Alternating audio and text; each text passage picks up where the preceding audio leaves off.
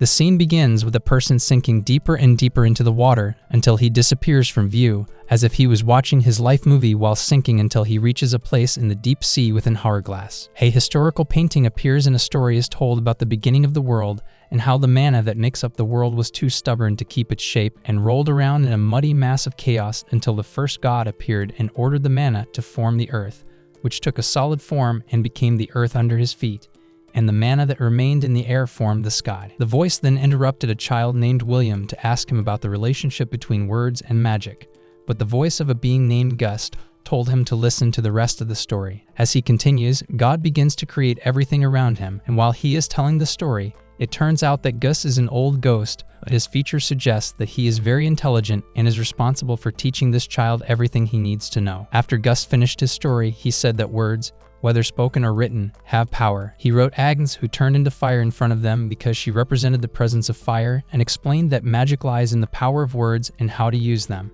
After that, William went out of his room and walked among the huge statues of all the gods that existed in the past until he came to a plaque with the ancient magic words given to the gods and looked at the statue above it, which was of the goddess Grayskull. Then a girl named Mary came over and asked him if he was curious about the statue and began to tell him that Grayskull is the god of light who governs the cycle of death and rebirth, and is the son of the earth god Volt and the earth mother Mater. He then asked her who she worshipped, and she told him that she worshipped earth mother Mater. She then told him about the goddess of child rearing and the bounty of the earth, and that she was valued and respected as one of the 6 goddesses among the people of the rural areas. After a while, a skeletal figure with red hair walked in, and William called him Blood. He was holding a wild boar in his hand, and William was delighted when he saw him bringing a boar for dinner and ran over to him. After that, they all sat down to dinner, but William was enjoying the food very much, and Blood said that when he grew up, he would teach him to hunt, because hunting teaches a person many lessons in life, including the need to learn how to kill creatures. Mary told Blood that William was too young for something like that, and Gus agreed with her that he should learn the basics first, that he couldn't believe that William could read and write when he was only 3 years old, and that if he learned magic, it would help him in his life. But Blood didn't agree with this idea, and feared that he would grow up to be an old fool like Gus. They argued about William's future, who went back to finish eating and asked Mary how she baked bread. But Mary refused to tell him because it was a secret, and the 3 creatures always keep secrets from William, and understood that that was why they were living with him in this place. William asked himself, why do I only know the 3 of them from the time I was born, and why do they look like zombies? William thought back to some of his fuzzy memories of his past life, and that this was a secret he had kept from them, that he was alive before he was with them in another world before he died and came to theirs, and that he was also hiding a secret from them. The first time William saw Blood, he was afraid of what he looked like and wanted to throw up. Then he saw Mary in her mummy-like form and the ghost Gus and thought they were going to kill him, but they turned out fine. 6 months after he was born, Mary came in one day with a bowl of soup and ate it, and he was happy. And at that time, William could not speak as a child, but he understood what she was saying, and then Mary picked him up and they went out for a walk, and it was the first time William went outside and saw the sun and the plants and was relieved because he thought he was going to hell and would be judged after the miserable life he had lived in the world, and felt that this was a second chance for him from God to make up for all that he had missed, and decided that this time he would live the life he wished for. After a while, William grew up, and when he was 8 years old, he threw himself on the ground from fatigue after Blood was physically training him in fitness and building muscles to become a strong person. William asked him if skill should compensate for strength, and Blood said that skill alone is not enough because it is not always useful and must be combined with strength to survive. Then he went to Gus to learn magic and learn how to write the word Agnes of Fire, but it exploded too much, and Gus told him to control his accuracy because when he wrote it, he said the flame of Agnes, and that's why it exploded in his face, and said that he would start teaching him how to use secondary magic and focus on accuracy. When William asked Gus what he meant, Gus said that he knew how to get money, and William was frustrated that even the world was running on money. Gus said that he could solve all his problems with money instead of magic, and while Gus was excited to talk to William, William was frustrated and disgusted at the thought of having to go after money in this world again. At night, Mary was telling William about the monsters in their world. She had a book with pictures of them and what they looked like, and she was teaching him about their types, and that demonic monsters were the most vicious type. Mary told him about the story of the 3 of them and how they were human before they died and were born in this world and had to make a deal with the god of the undead, which made them traitors in the eyes of the gods, and William knew they were human like him and knew why they looked different from him. The next day, William was practicing hunting with Blood and managed to catch a bird, but it was still alive in his hands, and Blood said to break its neck and not let it live in pain. William did this because he didn't like killing, and Blood said that he didn't like killing any living thing either, but he had to do it in order to eat and live. After that, he stood in front of Blood and Gus, and Blood decided that he had to start training at a harder level, and gave him a sword to face him with. But William was afraid because he was fine without Blood hitting him, but now he would have to dodge Blood's blows himself. But Blood assured him that he was just a bone and that he would not be hurt by his blows. Blood explains that this is the reason why he learned magic and martial arts at the same time, so that he can defend himself in more than one way. Blood starts attacking William with his sword, and William tries to dodge his blows and use his magical abilities. And although he was able to trap Blood with the oil word, Blood was able to cut the spider webs that William was trying to catch him with. When William attacked, the sword flew out of William's hand and he was left unarmed, and Blood warned him not to close his eyes while fighting. Afterward, the three of them sat down and Blood said that he had a long way to go to become a warrior, but that he was impressed with his abilities and that his style was similar to Gus, who had long ago slayed monsters, rediscovered ancient languages, and was known as the Ogre of War, and encouraged him to continue his training and build up his strength. Gus was going to tell him about when they met William when he was first born and how he didn't care for him, and then thought he'd teach him magic and make him his apprentice, when Blood interrupted him to make sure he didn't say anything William didn't need to know. As they drove back at night, Blood asked William if he noticed that he was different from the three of them. William said he did, and Blood said that there were many things he needed to explain to him about this subject, but he couldn't do it right now, and promised him that when he was older, he would tell him everything. William lived with Blood, Gus, and Mary as his new family, with Gus teaching him magic and lessons, Blood teaching him to fight, and Mary teaching him how to live and adapt to the world,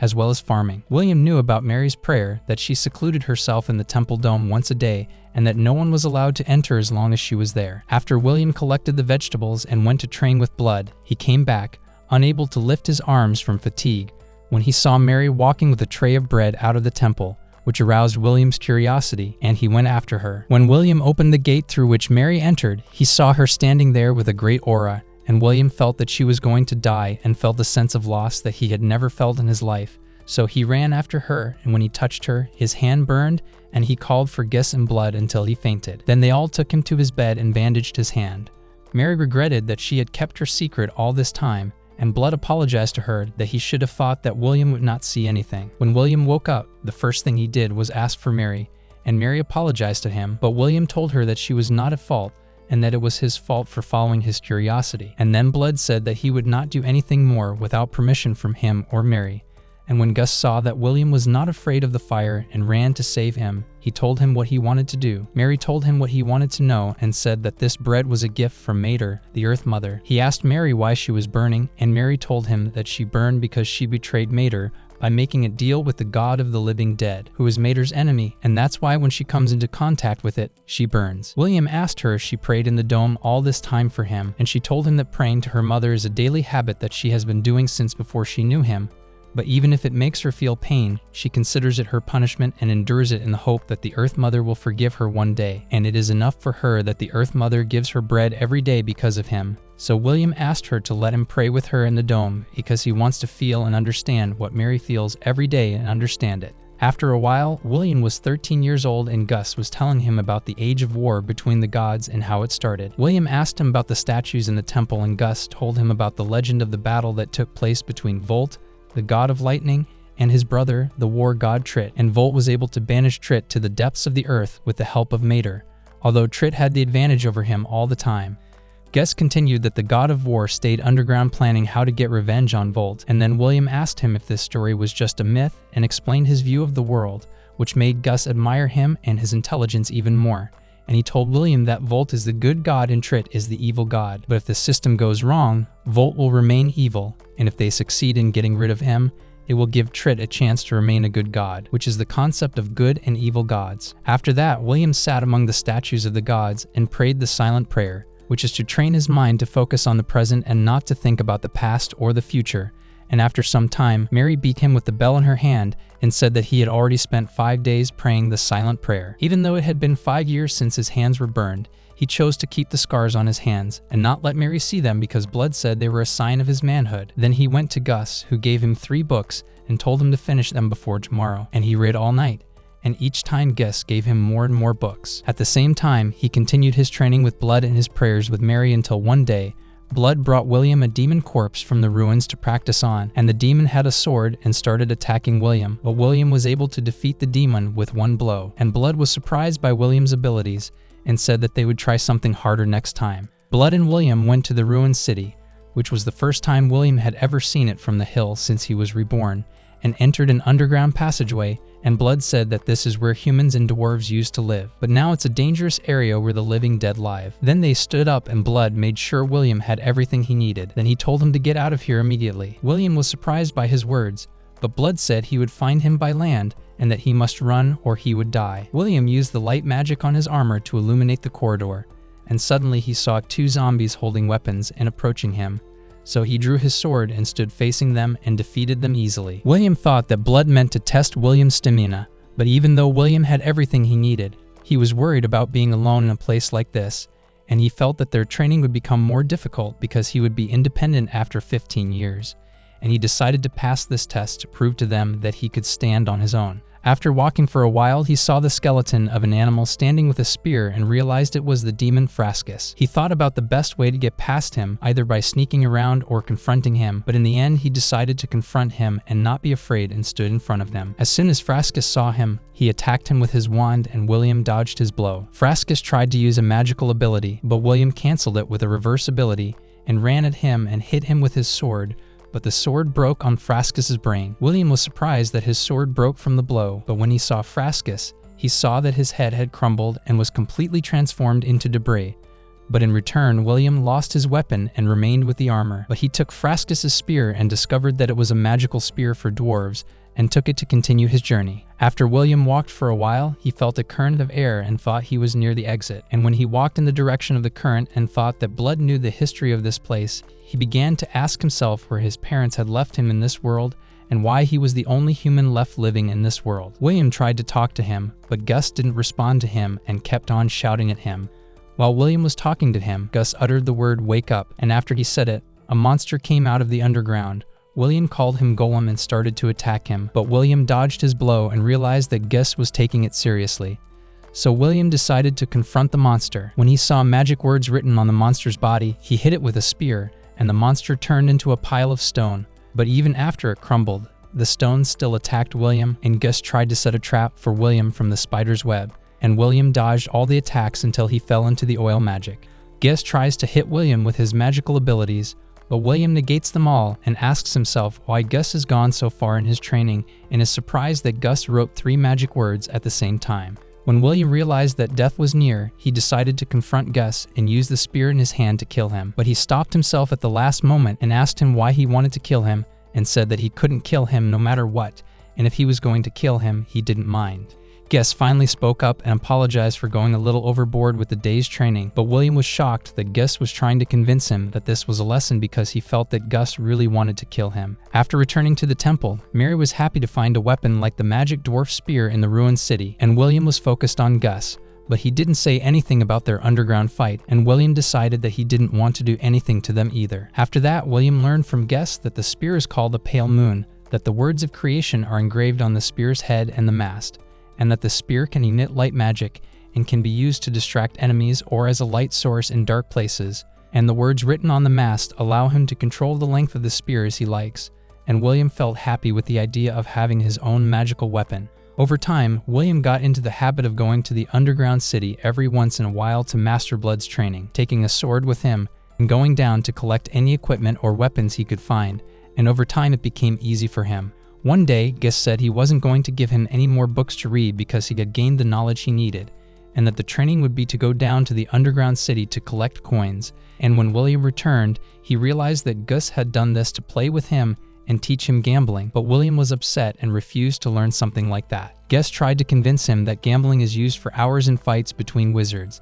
and they began to tease him that he was afraid to play Gus because he would lose, and finally William agreed to play him. Even though William lost every round to Gus, he didn't give up and kept trying until Mary walked in and asked them what they were doing. Blood and Gus got confused and tried to come up with a lie until she ordered them to sit on the floor in front of her and gave them a long lecture that they would never play gambling again. Gus then told William that when the winter solstice comes, he will be 15 years old and will undergo a rite of passage. He told him that before that, he will have to face Blood in a sword fight, and William promised him that he would do his best to beat Blood, but Gus asked him to lose to Blood so that Blood doesn't feel like he's losing on purpose. William asked him why, but Gus couldn't tell him, so William asked him why he always kept a secret or information from him and didn't tell him anything he needed to know, and that if he explained the reason, he wouldn't refuse to lose for him. But Gus apologized and said he couldn't tell him anything, and William refused Gus' request and walked out of the room. Mary told him that when he goes through his initiation ritual, he's supposed to choose which god to worship.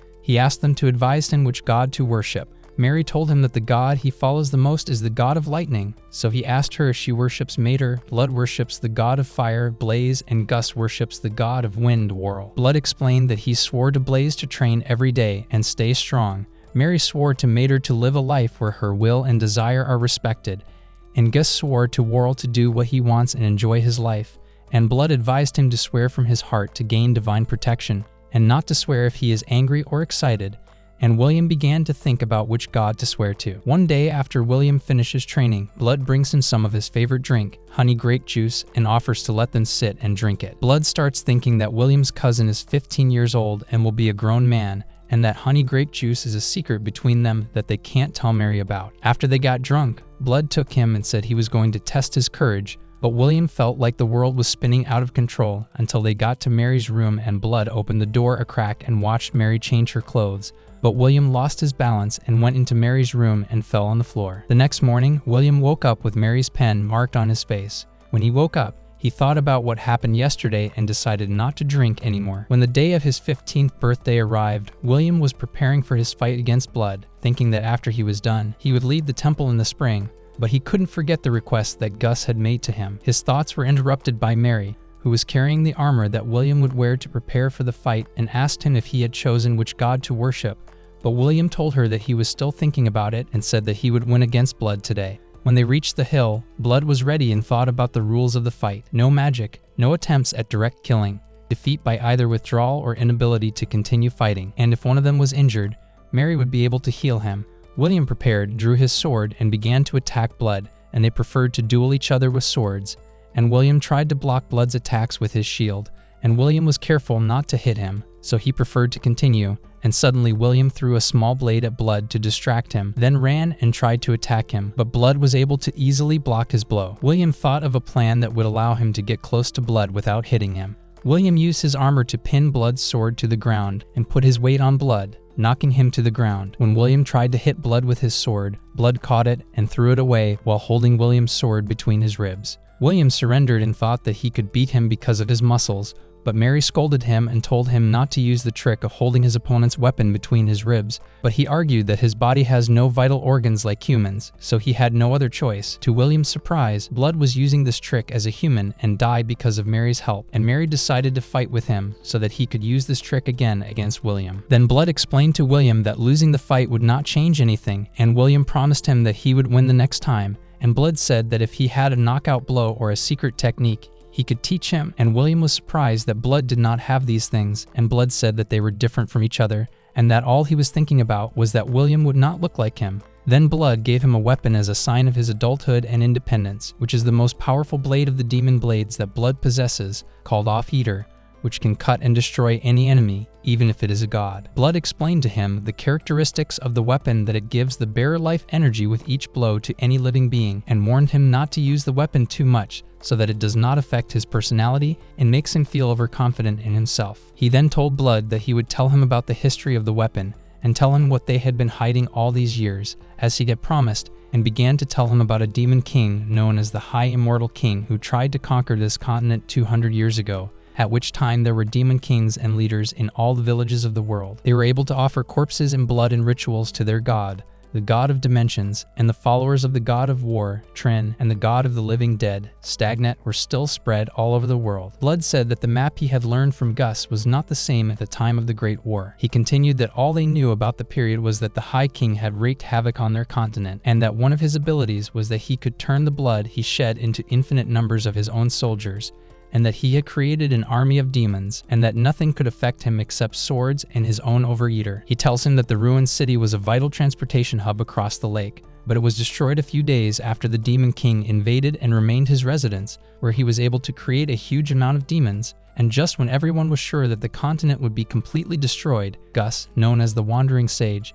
decided that it was the right time to get rid of him. William began analyzing the situation and connecting the dots, and discovered that Gus wanted to locate the king, enter underground with a small number of soldiers, and steal his sword in battle, because it was impossible to kill him because of the abilities of the Overeater blade, but when they stole it, they could kill him. Because of this, Gus used great magic to exterminate his followers so that he could face the king face to face and conclude that they could kill him, but Blood said that he could not kill the king because he would reveal his true identity and could not even touch him, and all that supported him in the battle was Gus's magic and Mary's blessing. To this day, Blood asks himself what was missing to be able to kill the High Demon King, and Mary tells him that when they realized they were doomed, she and Gus sealed him and banished him deep underground. And then an echo from the followers of the god Stagnate came down, and that's when Gus, Mary, and Blood made a deal with Stagnate because he saw their talent and power and offered to turn them into zombies and stay on his side. He would then vanquish all the demons, give them immortal bodies, control the seal of banishment,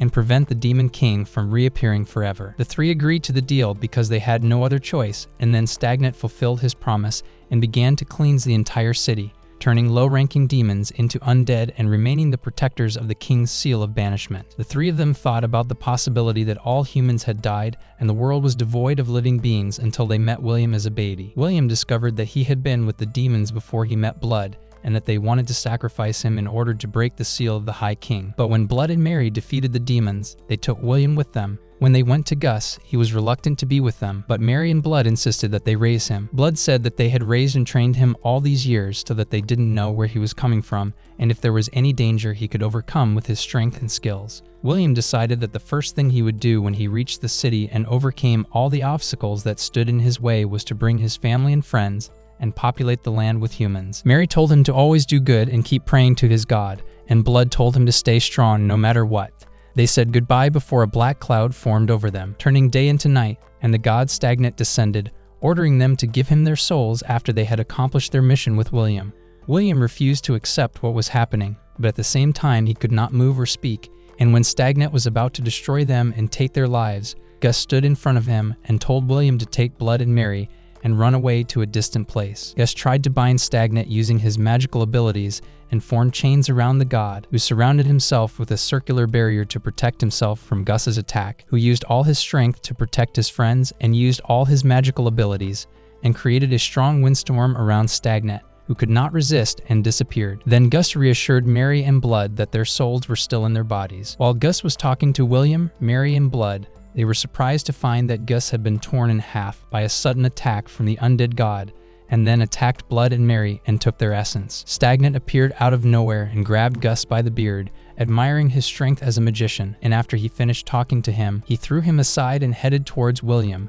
who was standing there, shocked by what was happening around him, while Blood and Mary tried to fight back. Stagnate was telling William that it was all thanks to him and that he wanted to thank him for making sure that Blood and Mary would finally be able to serve him forever, and that because of him, their bond was weakened and they were easier to destroy. But reality hit him, and Stagnate offered to join his army so that he could continue his life with Gus, Blood, and Mary. He said he would hear his decision tomorrow when the winter solstice was complete and the sun had lost all its power. At night, William returned with Blood, Mary, and Gus. When he reached the temple, he held them close and thought about the 15 years he had lived with them and understood why Gus acted the way he did when he tried to kill him and when he asked him to lose to Blood on purpose, and that all this was so that they would not lose their connection to the High King, and that all these years he had grown up with the pain and suffering of Gus and the sacrifice of Blood and Mary for him. William thought about his old life and how he couldn't repay his parents before they died, and now his tragedy was repeating itself because it was impossible for a worthless person to die and be reborn in a better life. The next day, William woke up and found Mary, Blood, and Gus still alive. He didn't know if this was a dream or reality,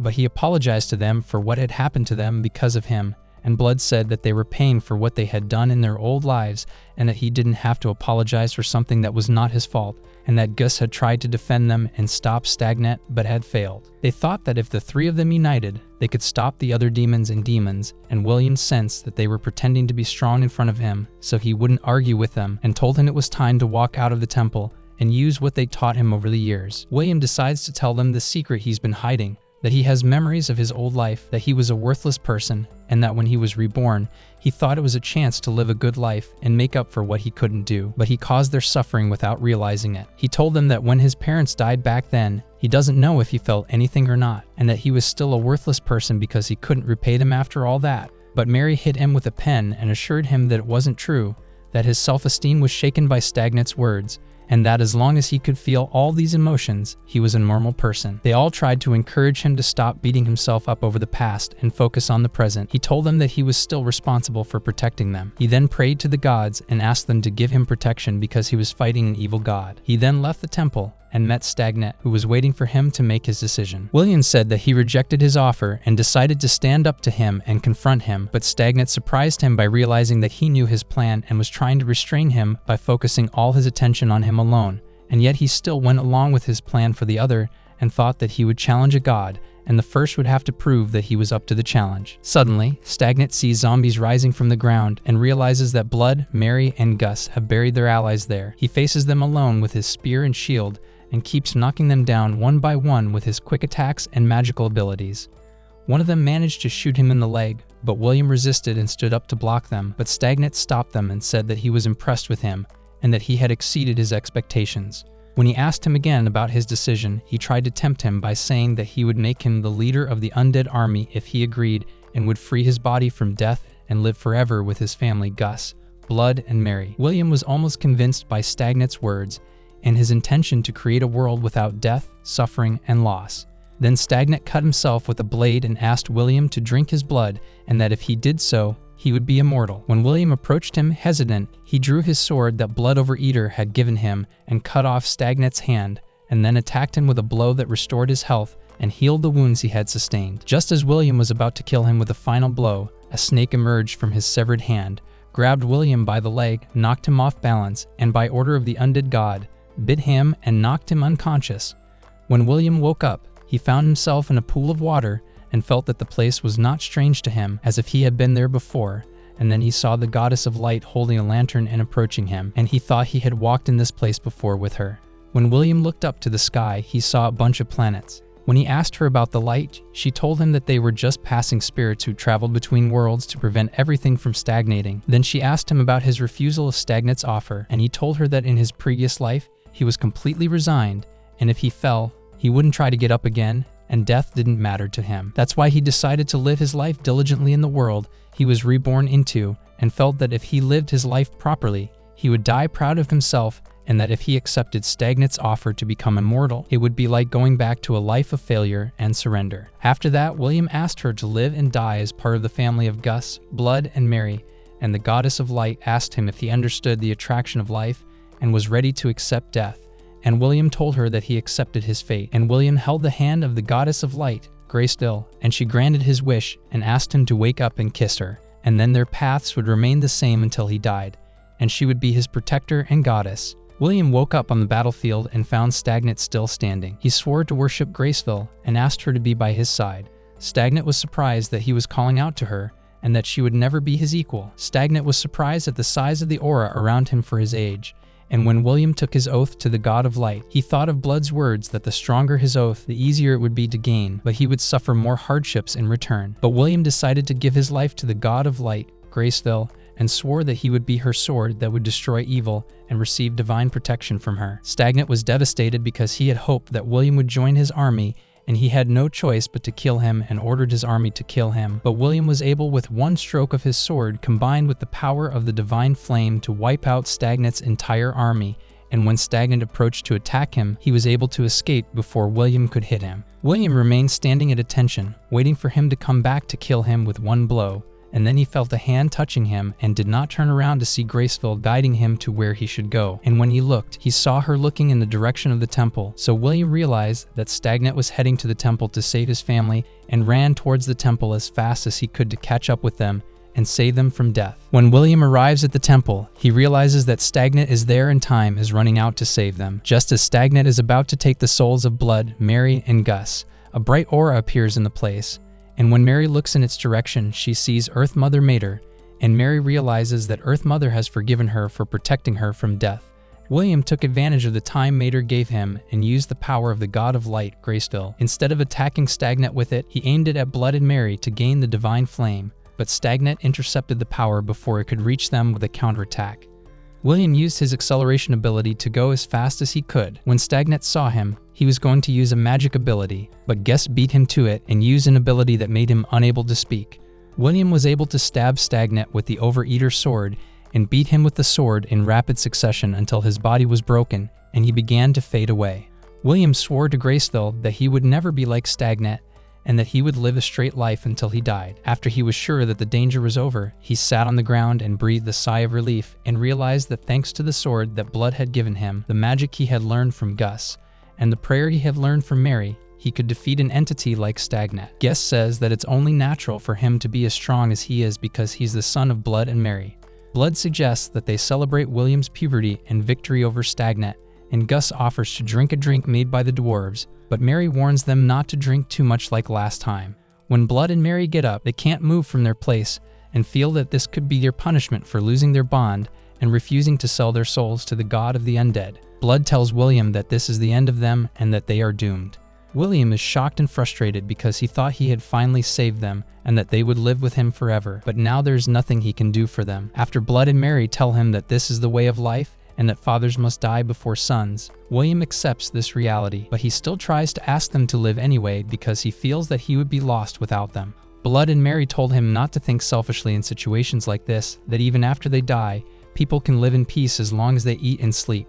and that no matter what happens, his life won't stop and he will meet many things and people along the way. Mary warned him that after he swore to the God of Light and killed Stagnant, he would begin to face hardships in his life and go through difficult periods, and that he should not be affected by this and should prefer to love people, do good, not be afraid of loss, and be a source of joy in times of distress. Then Mary hugged him and caressed him until he saw a ghost coming out of their bodies, and William saw what they looked like when they were human through it. Then Gus came back with the drink, and they partied all night, and after they fell asleep, Graysville appeared and took their souls and returned them to the cycle of death and rebirth. The next day, William buried the bodies of Blood and Mary at the top of the hill, where he used to stop and talk to them when he was young. He told them that from time to time he would come to talk to them and tell them about his journey,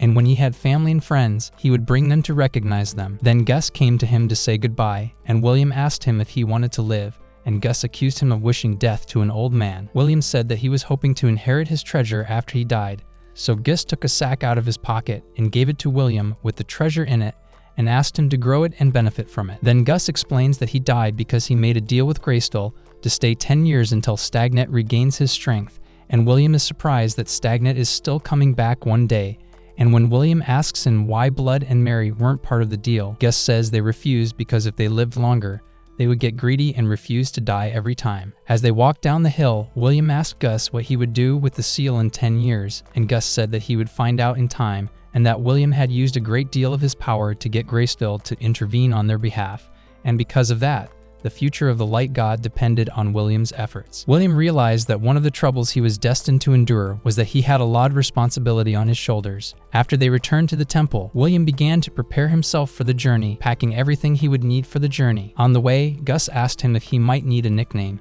and suggested that he give him a new name since Blood and Mary had named him William. He suggested that he keep his name Mariblood, which was a combination of Mary and Blood's names, and it became William Mariblood. William liked the name and was happy to have something to think about all the time, and he told Gus that he would take the first letter of his name as a middle name before he said goodbye to him and left to start his journey as a knight. After 200 years, William is on his own and faces many difficulties on his journey, killing many demons along the way, but he was able to eliminate them easily because he was trained by Blood, Mary, and Gus, and because he killed a zombie god himself, it was not difficult for him to face a group of demons. William took a walk in a forest until it rained, and he sat under a roof to keep warm until the rain stopped, and he resumed his journey until he reached an abandoned city where he explored and prayed to the God of Light to grant peace and guidance to the lost souls in the city, and Grayskull answered his prayers. At night, William pitched a tent for himself and built a wood fire to keep him warm. He thought that the food he had was almost gone, but he could get bread by praying to Grayskull, asking for her blessing, and purifying the water so that he could drink it in the hope that he would reach a place with people nearby. The next morning, William chose to walk towards the river in order to reach the place he wanted,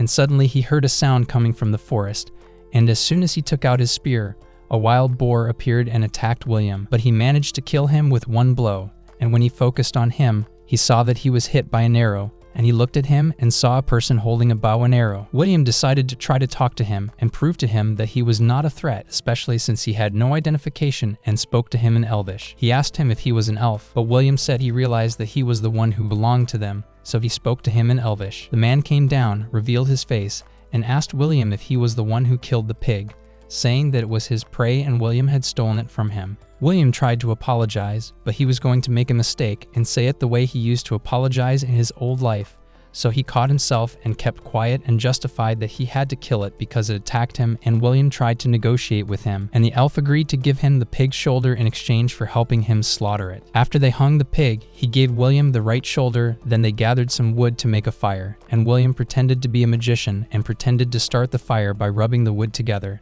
and they began to prepare their meal. After they finished their meal and packed their things, William asked the elf which way to go to get to the nearest populated city, and when the elf asked him where he lived, William had to tell him that he came from the south. The elf said that there was no other south because they were at the southernmost point of the monster forest, but William insisted on his answer that he came from the south and asked him if he was one of the adventurers who searched for treasures among the ancient ruins. William said he was one of them and that he got lost on his way, so Elf told him that he preferred to go downstream and after a day he would reach a small town. William asked if their path would allow him to take a break in the place where he lived, but the elf refused, saying he didn't want to get into trouble with him, and William understood what he wanted to say. William asked if he would know how to walk in the dark. The elf said a spell that illuminated the forest after sunset by little fairies. William liked to know his name before he walked and introduced himself. The elf said his name was Meneldur. At night, after William camped by the river, he thought about Meneldur and the meaning of his name in Elvish, which means eagle of great flight, and then he thought that he should be near the city he wanted to reach. When he fell asleep, William dreamed of Grayskull holding a lighted lantern, approaching him, putting her hand on his head and letting him see a glimpse of the future, through which he saw the image of Meneldur. William's health is compromised and he realizes that Meneldur might be in danger, so he decides to go around the forest until he reaches his village to save her. When he reaches the village, he waits and observes the situation until he sees two people walking ahead of him, and one of them is holding a lighted lantern. William thought to talk to them and tell them that he knew Meneldur and was looking for him, but he noticed that an arrow had hit them from behind, so he ran quickly and blocked the arrow with his shield and told them to hide behind his back. He saw someone holding a torch running away, and when he saw the arrow, he saw the same arrow that was with Meneldur and realized that it was Meneldur who was going to cause danger to the village, not the victim. When William goes to confront him and ask him why he's doing this, Menel shoots his arrows at him and attacks him. The two men with William start whistling and talking loudly to wake up the villagers, and Meneldur tries to run away, but William runs after him. William began to think of a solution to resist Menel's spells, and suddenly he hit the ground with his leg and canceled the effect of the fairies with his strength that he trained with Blood Zaman. So Menel tried to use fire to burn him, but William avoided it and approached him and hit him in the stomach with a spear, and tried to control Menel and his soldiers before anyone was hurt. William tied them up in a spider web, and the villagers took them and locked them up. One of the villagers named John thanked him for his help and told him that they are used to having intruders from time to time, and according to William's knowledge of geography, the village is under the rule of the Kingdom of Fartale, but its law is applied to remote areas. William asked what they were going to do about Menel and his men, and John told him that they were from a village a day's travel from here, and that half-elves like Menel were known as wandering hunters in the nearby areas, and that he had helped them take out dangerous monsters before. When an old man came to talk to them, and John introduced him as the elder of their village, and his name was Tom. Tom gave him a gift to thank him for his help, and William said that it was thanks to the guidance of the God of Light. Tom asked him if anything happened to the village, would William be able to protect them, and William swore he would. Tom assured Tom that their village was safe with William's presence, and Tom suggested that he interrogate Menel and his soldiers and ask them why they had attacked them, and people began to suggest that they hang, but Tom refused to kill them before questioning them. When they woke up and he questioned them, they told him that the demons had destroyed their village and half the people living there had died and had no shelter, food, or drink. Menel told them that it was his idea to attack the village because they had no chance to live. They chose to face the demons, so they chose to escape, loot the village, and escape to a place away from death. And the old lady named Marble helped him in the village. Turns out Tom knew her and asked Menel if anything had happened to her. Menelder said she was dead, and that if they were going to hang someone, they should hang him because it was his idea and he was responsible for what happened. Tom said they owed him for helping them before, and he sympathized with what had happened to their village. But he had no choice but to hang them all. William thought that since they had no shelter, if they were free, they would plunder other villages, and that they had to die for the safety of the village. And he thought of his mother Mary's commandment that he should love others, not be afraid of loss, and do good, and Blood's commandment that he should believe in himself and what he could achieve. William interrupted them to say that he could solve the issue without anyone dying, and was inspired by Gus' idea to solve the issue with money and give them compensation as an atonement for what Menel had done. They said they would accept the compensation, but they didn't have the money to pay for it,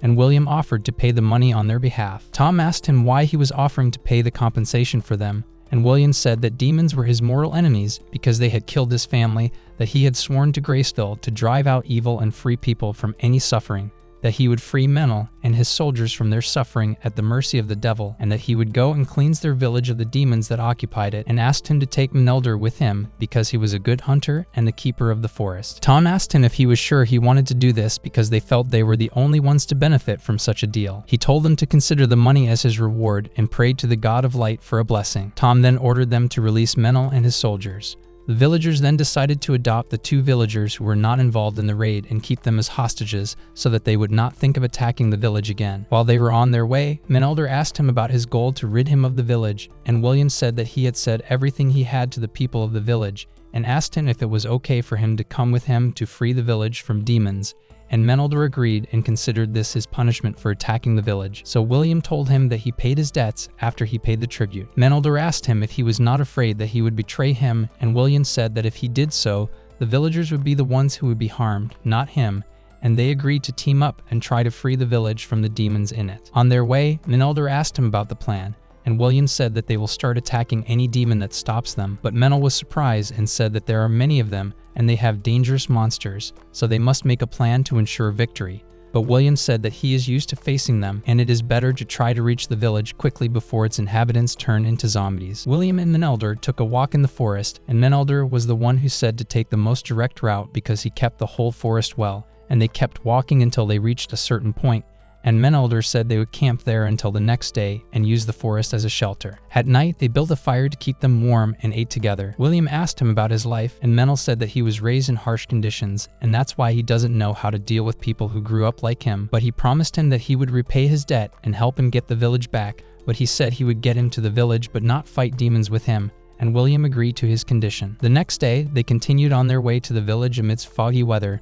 until Menel said they had reached the village, then asked him to wait until he saw that the road ahead was clear and there were no enemies. After he returned, he told William that the demons were in the temple, and Menelder tried to draw him a diagram of the temple on the ground, saying that they had formed a circle in the middle of the temple to perform their rituals and that there were soldiers standing in front of the temple. After William learned from him all the information about their number and types, he decided to go to face them, and when he got there, he started attacking them one after the other with all his skills, whether magical or combat, and when he attacked the last 2, he found that Menelder had hit them with his arrows and killed them, and William was surprised because Menel said that he would not face the demons, so he decided to fight when he realized that William would win and that they would not be easy prey for them. After they had made their way through the village, Menelder heard a voice calling out from under the rubble, and when they approached it, Menelder's brother, who had been turned into a zombie, said that demons had attacked the village and that he had tried to resist with all his strength because he was sure that he would come and save him. Menelder felt remorse and ashamed of himself for wanting to loot the village and flee to a safe place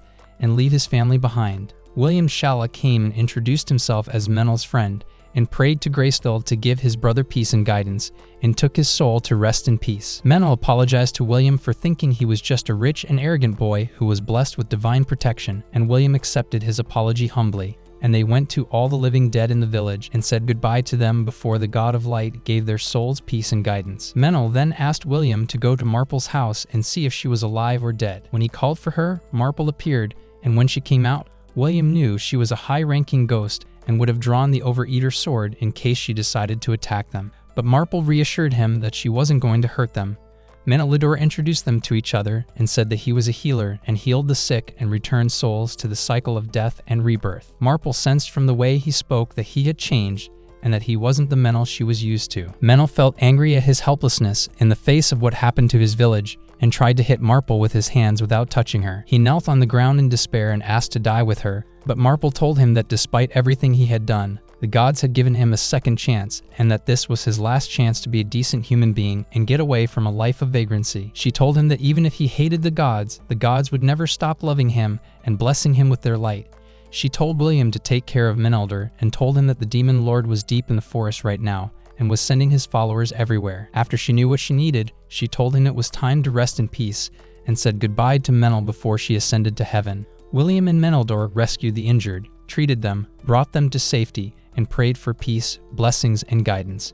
A few days later, the villagers returned to their village and were shocked to see the devastation caused by the demons and kept digging graves to bury their dead. William asked them how they were doing and found that they were hiding some supplies in an underground bunker. One of the villagers said that they were going to celebrate tonight after returning to the village and honoring their dead, and offered him to celebrate with them and provide him with food and drink. Then William continued his journey through the forest and met a flash of a fairy walking ahead of him and wanted to follow him. And when William walked after him, he reached a peak and found Menel watching the sunset and told him that the ruins are a nest of the living dead and that many adventurers have gone in and out of the ruins. William said he would enter the lair at once and bring the undead back into the cycle of life and rebirth, and Menel gave up and asked him about Marple when she was alive. He said she was born in Graceland and lived in the forest of Erin with the elves. Menelder began to tell William his story and that his mother died after she left him in the forest. Menelder grew up among his tribe, but they preferred to shame him with his mother's story and called him a disgrace,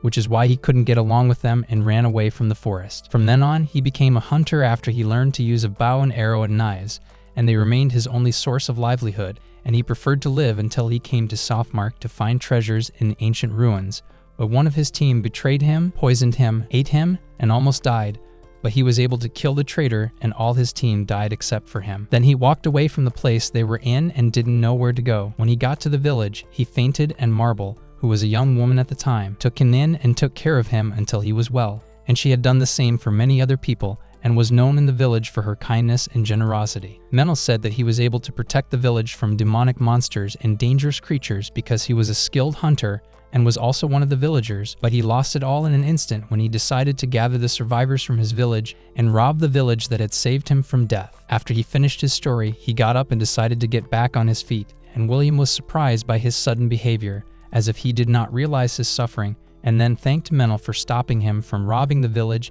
and giving him another chance to be good, and asked him to give him the protection of the divine god of light. William agreed to be a mediator between Menelder and the god of light, put his hand on his head and started praying to him, and Menelder swore that he would atone for his sins and that he would continue his life no matter what difficulties and suffering he faced, and they decided to return to complete a celebration with his village, and William was happy to meet his first friend in this world. The next day, the villagers were checking what was left after the destruction caused by the demons, and found that the demons had taken all their livestock and destroyed many tools and weapons, and they had to buy them from a place called White Sails, but they couldn't buy everything. William asked Menel about this place, and Menel was surprised that he did not know, so William asked Menel to tell him about the history of this place, and Menelder began to tell him that after the demons caused the destruction of the continent of Southmark, 100 heroes appeared and managed to destroy the Demon King, and the humans left the continent and lived in the grassland in the north, and William knew that he meant Blood and his companions. Menel went on to say that after the kingdom of Varthol united the southern region of the grasslands, they began to cultivate the land with the intention of reclaiming it,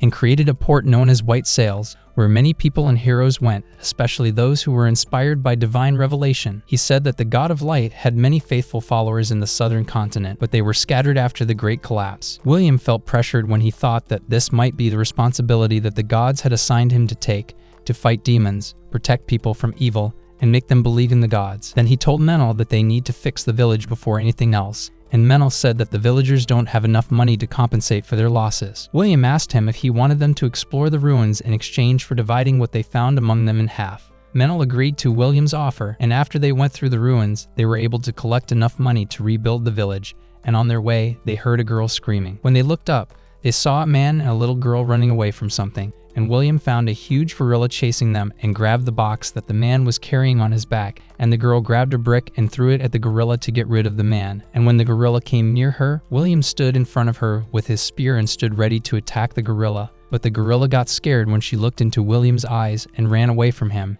and William breathed a sigh of relief that he did not have to fight with her. William approached the girl to make sure she was okay, and she was impressed with his ability to scare the gorilla with his gaze. She told him that her name was Rubina Goodfellow, and the man with her was Antonio, a traveling salesman, and they were on their way to White Sails. William introduced himself as a priest in the service of the god of light, Graceville, and Menel said he was rarely attacked when he was with William, and Robina was impressed by William's strength. Menelder asked them if they were alone or if there were other people with them. Antonio said that there were people with them, but they ran away when the gorilla attacked them, and Menel offered them to go to White Sails together and whispered to William that he would be the one to agree with them. Menel told Antonio that they wanted to buy cows and horses from White Sails, and Antonio offered to introduce them to a trader from whom they could buy at favorable prices, and Robina looked at William with admiration and fascination. After they reached a village, Robina began her tour, singing and playing for the people there. She asked William to collect all the donations and money they would give her,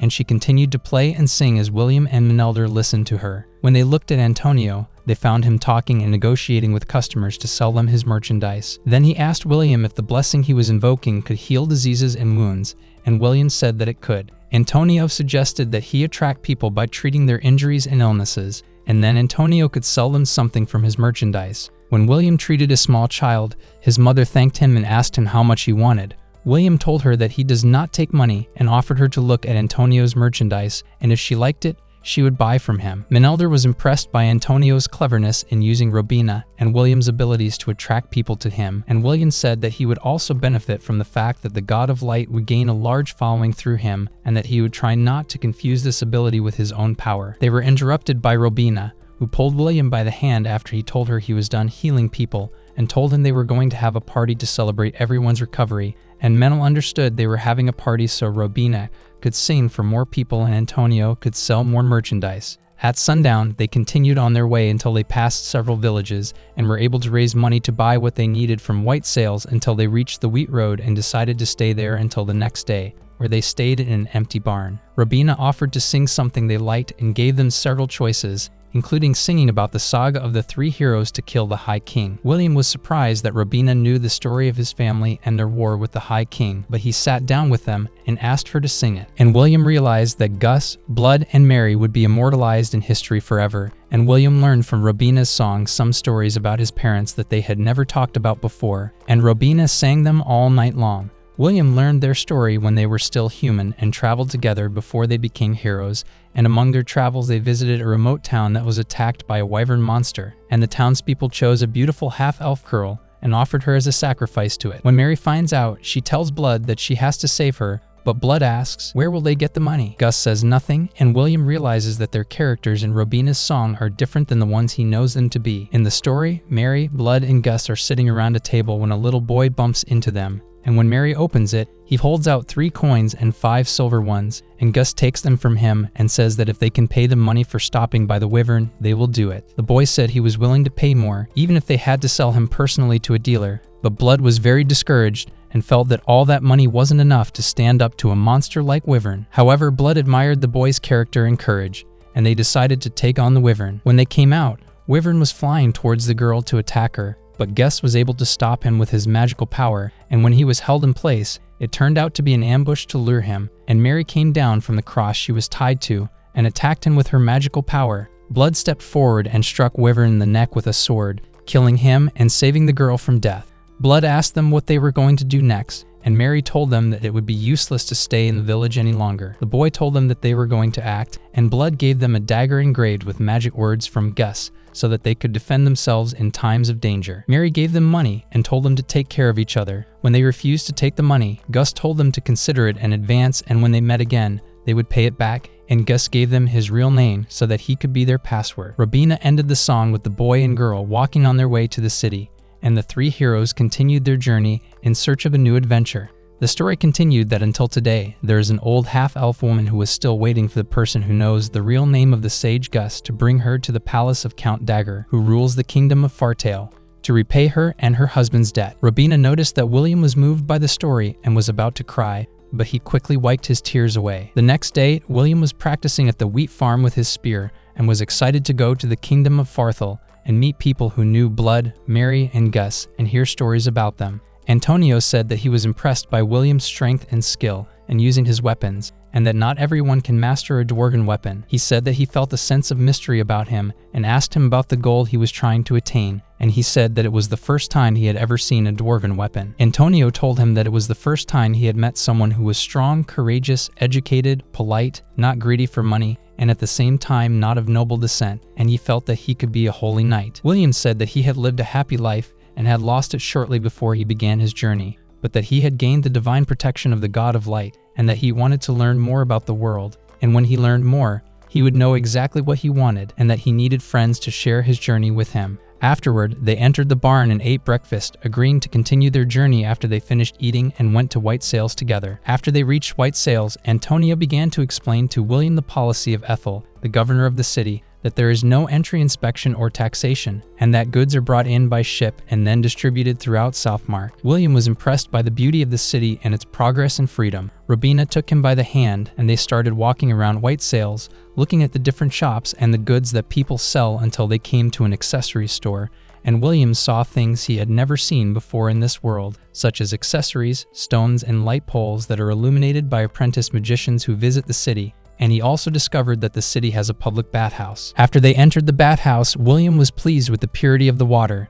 and Antonio said it was pure because of the cleansing words of the apprentice mages, and they used the word heat to heat the bathhouse instead of fuel. Afterwards, William was enjoying the atmosphere of the city, and after they all met, they went to eat at a restaurant, and William was impressed with the city and its services in all aspects, whether eating, drinking, or hygiene. After that, they went to the city's temple, and William told them to wait for him until he returned, and William entered the temple and was surprised by the appearance of the temple from the air. And there were many statues like a tourist place until he reached a person and asked him about the priests of the temple. And when the person asked him about the god he follows, William said that he follows the god of light, Grayskull. The person told William that priests of the god of light are rare, so he had to use a prayer of faith to make sure he was right, because demonic attacks were increasing everywhere, and they had to make sure he wasn't following an evil god. They were interrupted by the voice of an old man who called him Bishop Bagley. William introduced himself and said that he had gained the protection of the god of light, Graceville, and had come to the temple to pay his respects. Bagley said that he was in charge of the temple and asked him how he could be sure that his words were true.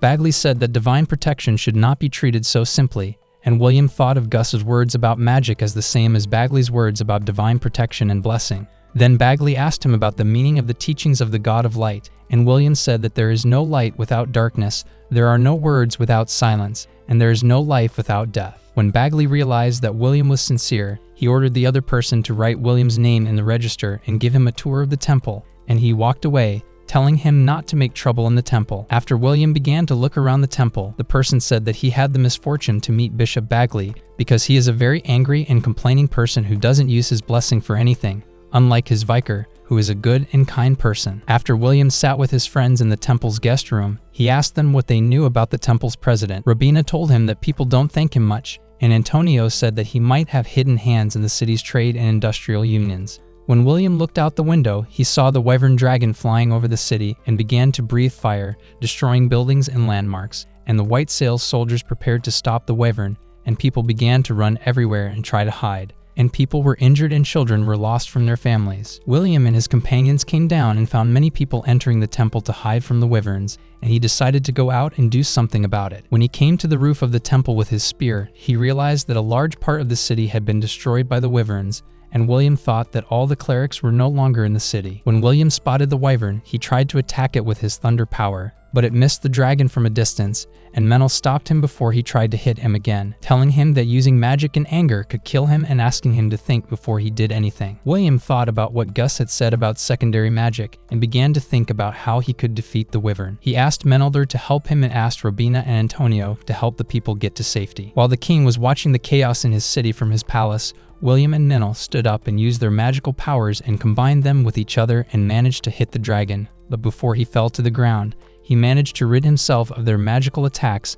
and flew into the sky again. When the wyvern spotted William and Menelder, it flew towards them to attack them. William began to pray and tell Graceful that he was fighting to drive out evil and save the suffering, and at the last moment before the dragon attacked, he and Menel were surrounded by a barrier of light that blocked the wyvern's fire. But the wyvern stood on the barrier and emitted a green aura around his body. When he stood on the barrier and broke it, Menel summoned the fairies and attacked the wyvern with a final attack, hitting him and causing him to fall to the ground, and William secured him and his shoulder with magic chains. The wyvern tried to break William's spell, but William ran at him as fast as he could and caught up with him before he could fly again, hitting him in the chest with his spear. But the wyvern was not dead and was ready to blow fire into everything in front of him. William thought about how to finish him off until he thought of blood and his talk about fighting abilities and muscles, and then he ran to the dragon and grabbed him by the neck before he could blow the fire, and William used all his strength and the wyvern fell to the ground and tried to hold him as long as he could until he broke his neck and died. Then Antonio left and congratulated him on being able to stop the wyvern, and Robina started singing to the people that they had a new hero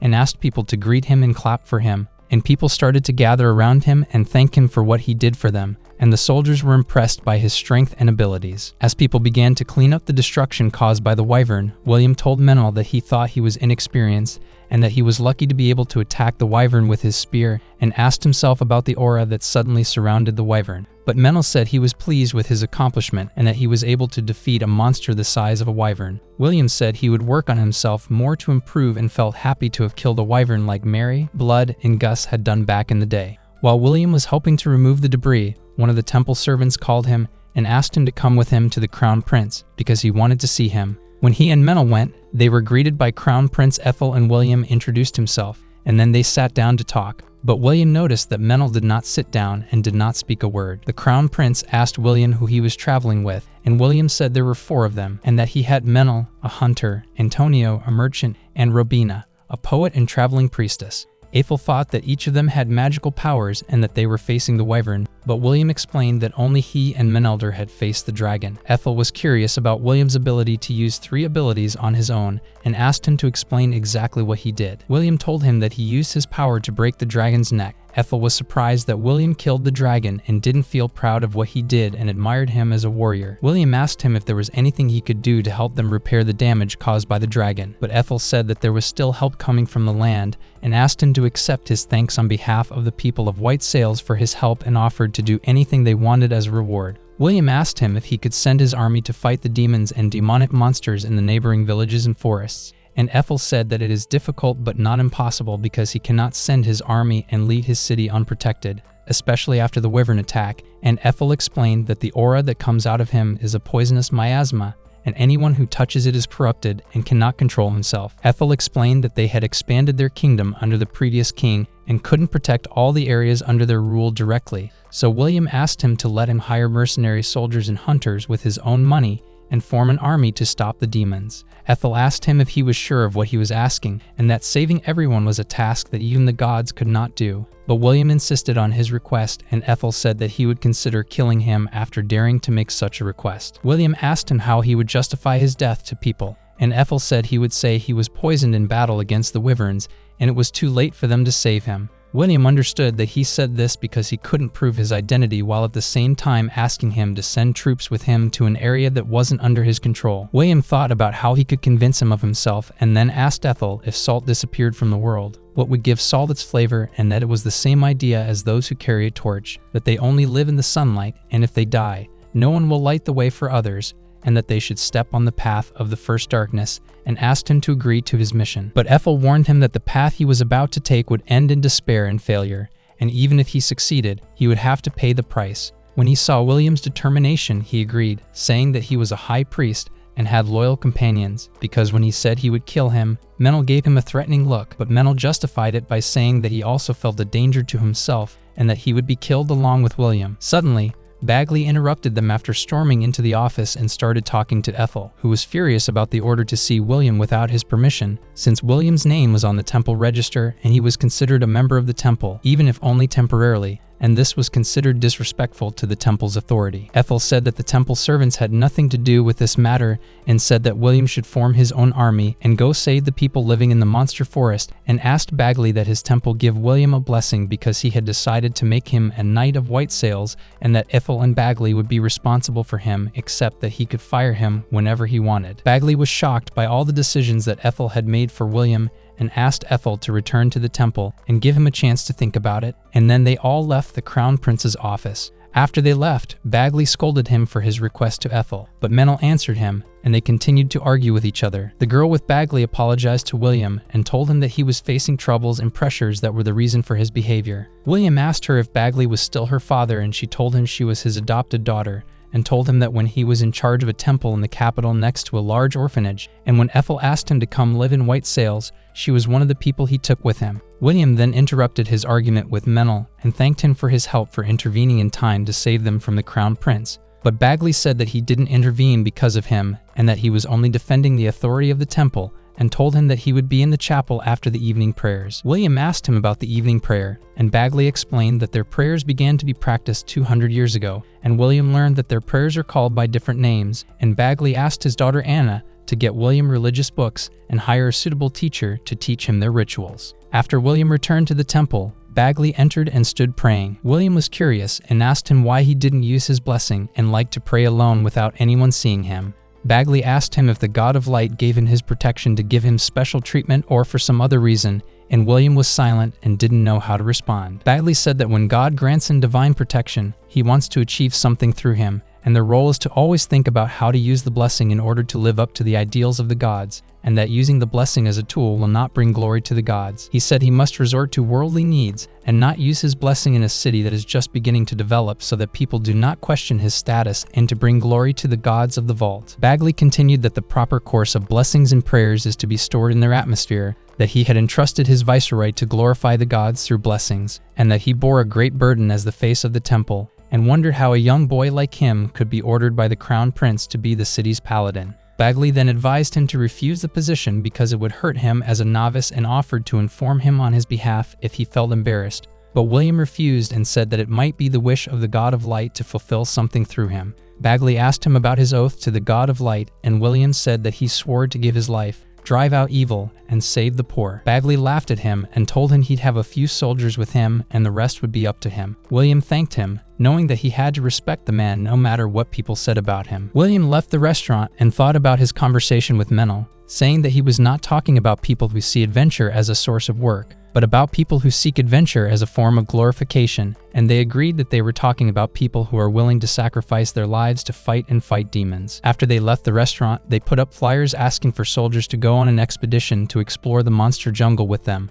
with low pay, glory, and praise, and no guarantee that they would come back alive. People started making fun of William and his offer, but they were interrupted by a man who was sitting in the bar drinking. When William called him, he thought of Blood's words when he said that if you see a swordsman, look at his fingers and you can tell if he will draw his weapon or not, and then the person said that he was looking for a bunch of crazy people to go with him on such a mission. William said that's why they came, and the people who were sitting at the same table with the swordsman laughed at his request and asked him if he wanted to go to the monster forest to do what, and William said that he wanted to confront the Demon King, which drew the attention of the swordsman to William, who continued and said that the Demon King was wreaking havoc in the monster forest. The swordsman said that they wouldn't know his exact location and that they could die if they fell into any trap in the forest. However, he said that he agreed to participate with him in this mission in exchange for his pocket money, food, drink, and a place to sleep. The people began to be convinced and asked William to join them, and William introduced himself, and the swordsman got up and greeted William and introduced himself and said that his name was Ristov. After William and Menel returned to their friends in the dormitory, each of them was doing something, and William had a book to read after he learned that a party was being held in White Sails to provide jobs for the people who lost their homes and jobs in the Wyvern attack. Robina was in the bed next to him, composing a new song about him. He asked her not to write a song about him, but Robina told him the song was ready and she was excited to hear it. Antonio was calculating the price of the cows and horses he needed to buy, and William asked him to negotiate with the sick and wounded to join them at a lower price in exchange for treating them, and that it would be useful for him to expand his business between White Sails and the Beast Forest, and asked him how much he needed to do that. Antonio said he would have to negotiate with him afterward, and Menel told him that he had to learn how and when to spend his money because he would have to negotiate with Ristov and the other soldiers who joined him on the mission. When Robina heard Ristov's name, it became clear that she knew him and asked them to meet him, and William and Menel picked her up and went to the bar where Ristov was sitting. William asked how long they knew each other, and Ristov said that they had met many times, but Robina expressed her displeasure that every time she met him, his stories about his adventures did not change and she could not get a new idea out of him. Robina started talking about how Ristov is as mysterious as his adventures, that he doesn't like to cooperate with anyone, that he accepts big and difficult tasks, yet he can accomplish them in the fastest time, and that she needs to know more information about his adventures in order to write stories and novels about them, but the information is always incomplete or insufficient. At that time, Robina had an idea that Ristov and William should face each other in a challenge, but William was embarrassed and hesitant about Robina's idea, while Ristov accepted the challenge if it was against a strong opponent, so William had to agree, but the confrontation would be after they finished their mission in the Forest of Monsters. Robina was delighted that they agreed to the idea and said she would make a song out of it that would be heard for centuries and millennia, but William was not convinced. Days later, on the day of the ceremony, people were able to rebuild the places that were destroyed in the Wyvern attack, and the city began to return to its beautiful shape, and people attended the ceremony of William's appointment as a Knight of White Sails by Prince Ethel and gave him his own sword, and the deputy bishop began to pray to the god of knowledge to be a mediator between him and the god of light Grayskull to grant him her blessing forever amidst everyone's celebration. After a while, William gathered the troops he needed and started their journey in the Forest of Monsters with the permission of the Crown Prince and the official temple. And when they left, they started collecting resources and supplies for humans from the safe areas of the forest to distribute them to the poor villages, and Antonio was funding the team by collecting contributions and donations from people of means. Bishop Bagley appointed priests from the temple to travel with William to heal and help the sick and injured in the villages they passed along the way, and when he reported the whereabouts of monsters and demons, Ristov and his adventurers chased them away. William realizes that this is why people call them a hacker and asks Ristov if he can kill a wyvern in one fell swoop like other monsters. Ristov says he can do it if the wyvern is within range of his sword. William began to gain a reputation among the villages for solving disputes and conflicts between people, so neighboring villages called him to solve their people's problems, and this helped him to expand his business, and over time they found that the villages were safe and the people were living well. And William remembered Gus's words when he said that he could solve any issue without using magic as long as he had money. William and his soldiers stayed in camps near the monster forest until the summer, when Ristov came to him while he was cleaning his weapon and informed him that a scouting party had gone west and had not returned for 12 days, and William asked him to gather a team of their best scouts to go with them to scout the party. After Ristov gathered the team, William stood up and told them that this could be the beginning of a battle if the band was kidnapped by demons. As they began their journey, Menel asked him what he thought happened to the missing band, and William said he doubted they were lost due to their skill. After they arrived at the location of the lost band, they found their bodies on the ground with birds eating them and found huge footprints of a demonic beast. Then they gathered all the bodies in one place and started praying for their souls to rest in peace. Menel noticed a missing member of the band and tools thrown in a direction leading down the valley, as if someone was able to escape from the monster before it killed him. After William saw a severed head, he realized it was a trap and told his soldiers to get out of the canyon. But then the demonic monsters appeared from above and behind them, and they were trapped in the passageway. William gave all his soldiers, including himself, a blessing of protection against poison and boosted their strength, and an elder used fairies to create an aura around the soldiers. Then the monsters came down to attack William and his soldiers, and the battle began, and they fought with all their strength until they were surprised by a huge three-headed monster that appeared behind Menel, and as soon as Menel saw it, he summoned the fairies to form a barrier around himself, but the monster was faster and struck Menelder with a blow from his hand.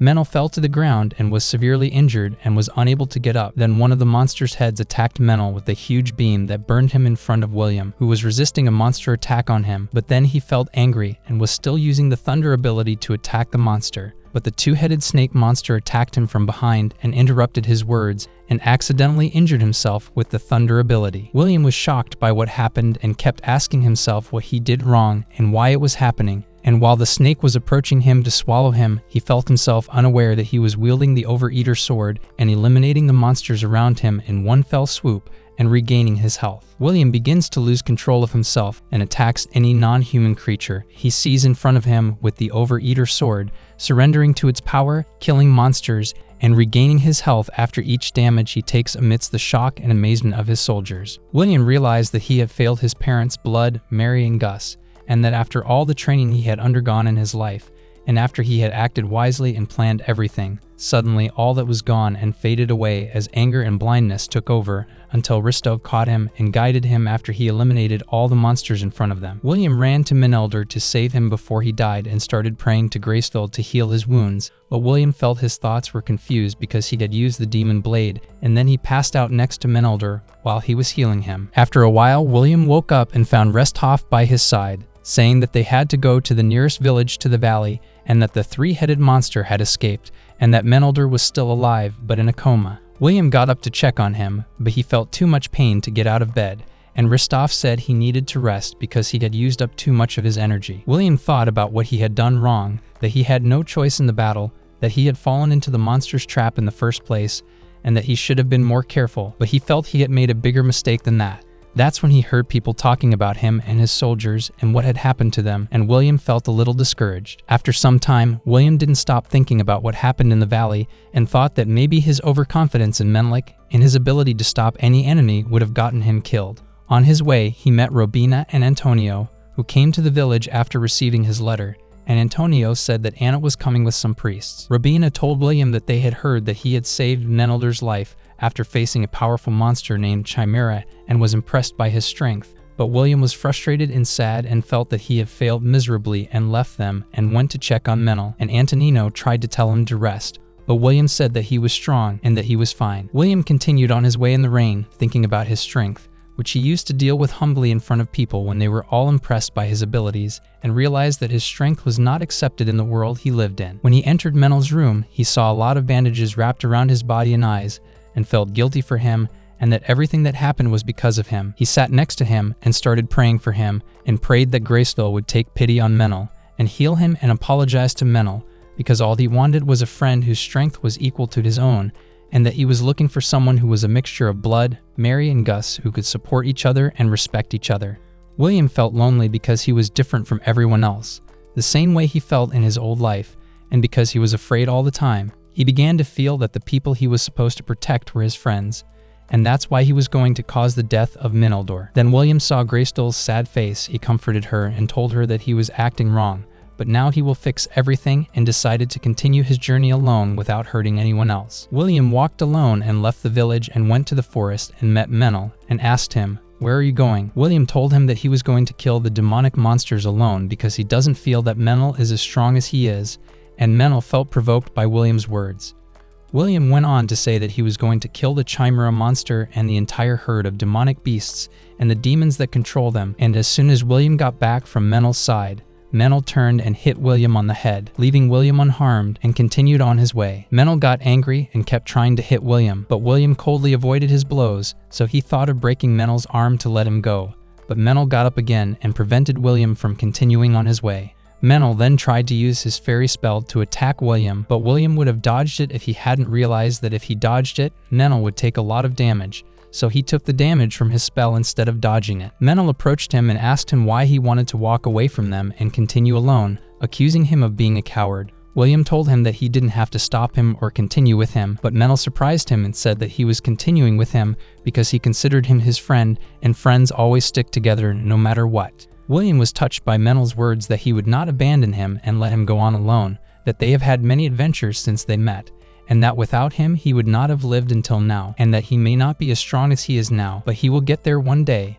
Menel extended his hand to William and his people from the ground, and William was pleased because it was the first time he had ever argued with a friend. They returned to the village and were greeted by soldiers and villagers, and Antonio asked William to tell him what had happened. Then they went to Christoph, and he told William that he had something called the power disease, and that the stronger he was, the more powerful the blow would be, and William apologized for what he was going to do, and Nenelder seemed ready to return to the valley again and face the Chimera in order to redeem himself. William reasoned that the Chimera could be a demonic ritual monster, and that they had to kill all the demons before they escaped again. The soldiers were eager to go back and face the monsters again, and William motivated them further by saying that he would reward anyone who killed a demonic monster with a silver coin and 10 gold coins if anyone could kill the leader of the demons. A day later, William and his companions mobilized an army, recruited new soldiers, took turns sending out scouts to know the location of monsters and traps, prepared themselves well, and decided not to use any tricks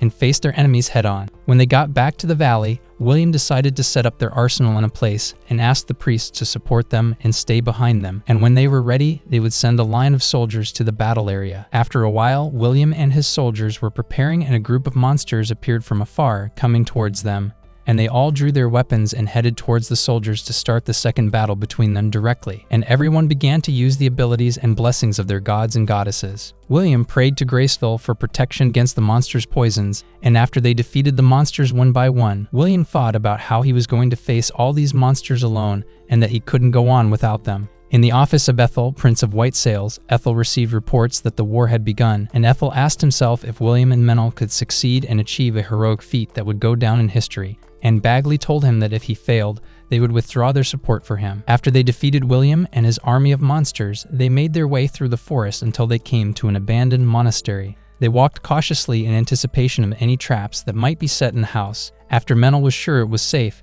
they were going to continue on their way, but William sensed something around them. William used his magical ability and scanned the area around them and found a Chimera monster standing in front of them, which was disguised. William asked the monster if his goal was to reach the High King. The monster was surprised and asked William if he was a warrior sent by one of the gods. William began to think before answering the monster's question. William understood that the demon's goal was to keep the forests and remote villages in chaos so that they could put pressure on humans and reach the city of the dead, remove the High King's seal, and return to the world from underground. The monster started attacking William and Menel, but William dodged the blow and struck his spear into the head of the Chimera in the text, and the monster flew away. William realized that he was going to make a surprise attack, so he summoned his fairies to protect himself from the monster's attack, and William prayed to Graceville to protect them. William was able to dodge the monster's attack and hit it with a spear to its body. Menel used his magic to hold the monster in place. William kept hitting it with the spear and Menel attacked it with arrows.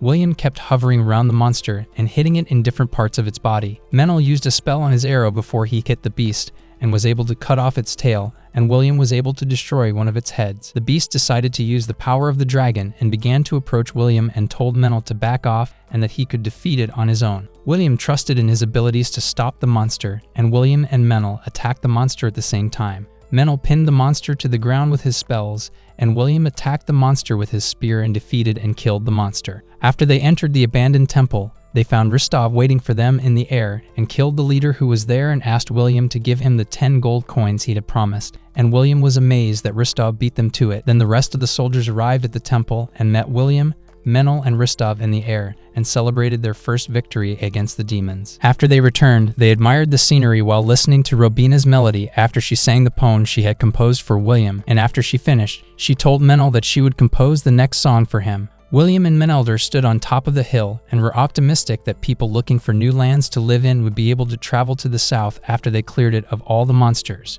Menel told William that the villagers were starting to build a shrine to Graceville. Menel asked William what he was going to do next, and if he was going to appoint himself ruler of the monster forest, but William laughed and said that he was just a knight of a single generation with no place to belong. Menel said that he doesn't realize his self-worth, and that Paladin has divine protection from the god of light, is a knight of white sails, and has become powerful after he received the protection of the temple and the crown prince, and is responsible for arbitrating between people in the villages, which gives him all the power over all the people in those villages. Menel went on to say that William was able to control the movement of goods, military forces, and all kinds of power after he succeeded in clearing the monster forest of the demons that had occupied it. William was confused and felt a great deal of responsibility. He told Menelder that his goal was to eliminate the demons and help the poor villages live and improve their conditions, and he thought it would go smoothly, just like it did with Blood, Mary, and Gus. He wondered how he'd come to have all this, but felt it might be a worthy goal. He told Menel that as long as they were with him, he'd succeed in his responsibilities. William dreamed of making the city of the dead a normal city and bringing people back,